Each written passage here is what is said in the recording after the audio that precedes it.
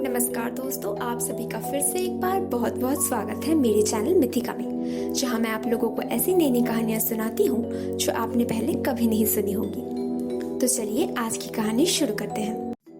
और आज मैं आप लोगों को सुनाने जा रही हूँ कहानी डेस्पिना की। पर्सिफोनी के बारे में तो हम सभी जानते हैं।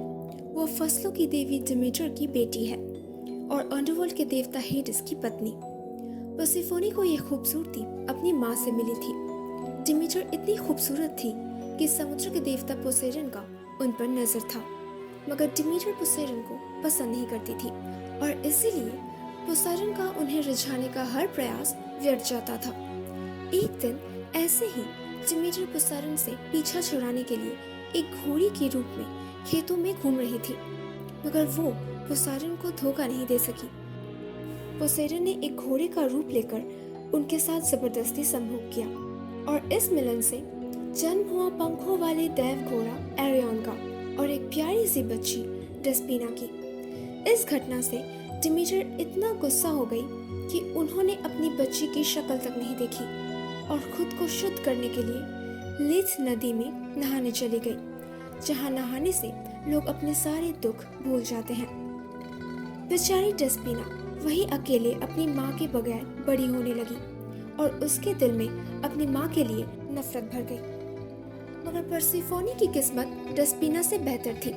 वो डिमीटर और ज़्यूस की बेटी थी और डिमीटर उसे बहुत चाहती थी और लाड प्यार करती थी। इसे देखकर बेचारी डेस्पिना और दुखी हो जाती थी।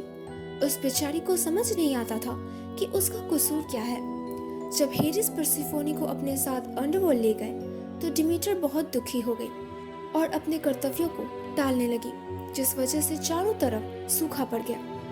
डेस्पिना ने मौके का फायदा उठाया और चारों तरफ कोड़े बरसाने लगी ताकि बची खुची फसल भी पूरी तरह से नष्ट हो जाए और उसका इल्जाम डिमीटर पर लगे।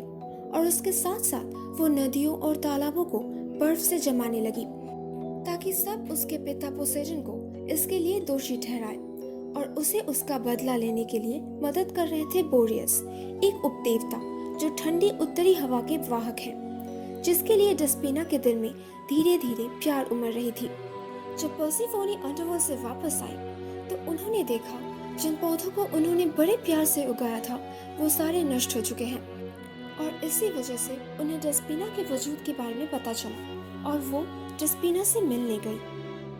हालांकि दोनों का स्वभाव एक दूसरे से बिल्कुल अलग था, मगर डेस्पिना अपनी बहन से ज्यादा देर तक गुस्सा नहीं रह पाई और दोनों बहनें एक दूसरे की अच्छी दोस्त बन गई। बोरियस ने डेस्पिना से शादी कर ली और वो बन गई शीत ऋतु की देवी और अब वो एक साथ मिलकर सर्दियां लाती है।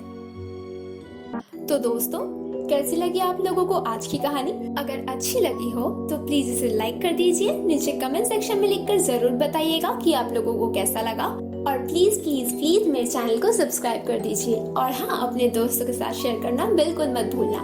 मैं आप लोगों से मिलूंगी अगले हफ्ते एक और नई कहानी के साथ।